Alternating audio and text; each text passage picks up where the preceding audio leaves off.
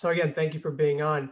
And my first question, when I found out who you were, looked into you a bit, how does someone go from, you know, studying, physical therapy to I want to help, esports players train to the best of their ability? How did you get here? It's such a weird, Um, when I say weird in a great way, a really interesting career path to really take on, and from the medical perspective.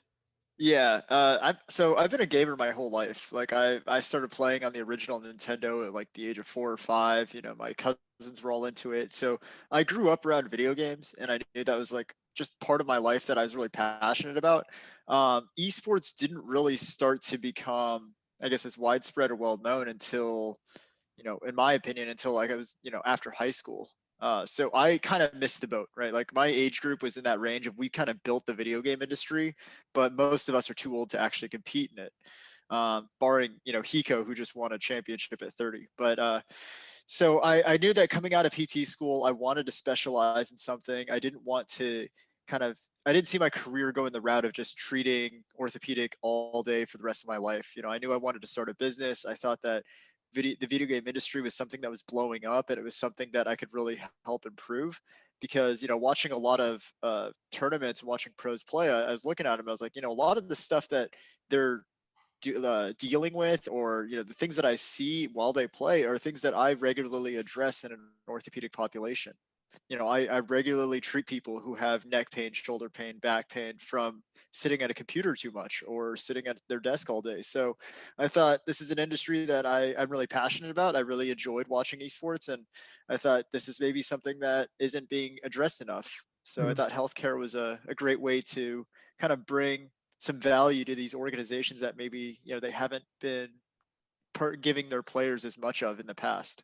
And so from the team perspective, have the teams, because obviously this is such an, I would say, compared to every other sport, a relatively new sport, general sport, not the specific game. By the way, watching 100 Thieves last night, that was crazy. That was a crazy night. Yeah, We'll talk yeah, about it that was it was next great. time, but great match.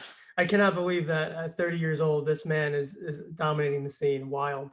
Yeah, so I don't know if actually you've I ever seen tweeted about that because his mom yeah, is crazy into it too, which is yeah, also super yeah. supportive. I mean, that's the best thing I think is that parents are starting to realize that, hey, this isn't just a waste of my kid's time. When I was growing up, my mom always said that. She's like, stop wasting your time with this stuff. Like, go outside, go do something. And I think we're seeing now that if you want to do this, it's definitely a career trajectory that's achievable.